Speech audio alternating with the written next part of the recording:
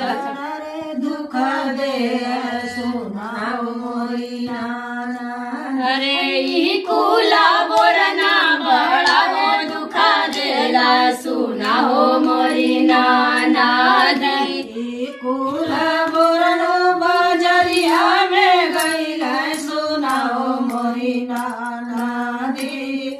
छाछा पसेरी गाजर चबैन सुनाओ मोरी नाना दी। कुला बोरनु बजरिया में गईला सुनाओ मोरी नाना दी। अरे छाछा पसेरी का गाजर चबैन सुनाओ मोरी नाना दी। कुला बोरनु बजरिया में गईला सुनाओ मोरी नाना।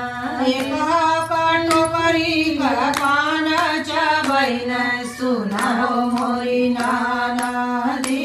कुला बोरनु बजरिया में गईला सुनाओ मोरी नाना दी।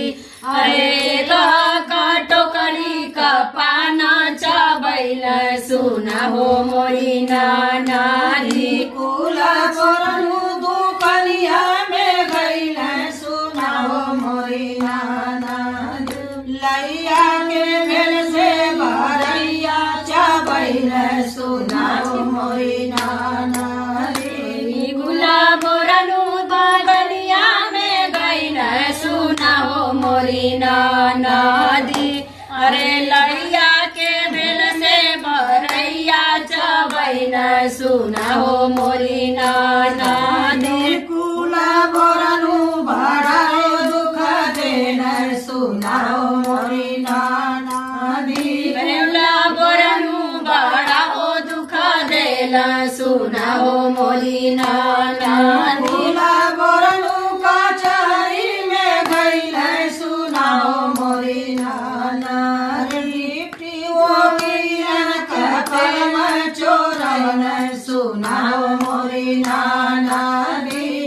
कुला बोरनु कचहरी में गईला सुनाओ मोरी नाना दी। अरे डिप्टी वाली लड़का कलमा चोरैन सुनाओ मोरी नाना दी। कुला बोरनु बड़ा दुख देन सुनाओ मोरी नाना दी। अरे कुला बोरनु बड़ा हो दुख देला सुनाओ मोरी नाना दी। कुला बोरनु से दरिया पर गईला सुनाओ मोरी नाना दी। अरे धनिया के भेल से बहिनिया के गईन सुनाओ मोरी नाना दी। कुला बोरनु से जरिया पर गईला सुनाओ मोरी नाना दो। अरे धनिया के भेल से बहिनिया के धैला सुनाओ मोरी नाना दो। धनिया के भेल से बहिनिया के गईन सुनाओ मोरी नाना दी। धनिया के भेल से बहिनिया के पटक सुनाओ मोरी नाना दो। अरे ई कुला बोरनु बड़ा हो दुख देला सुनाओ मोरी नाना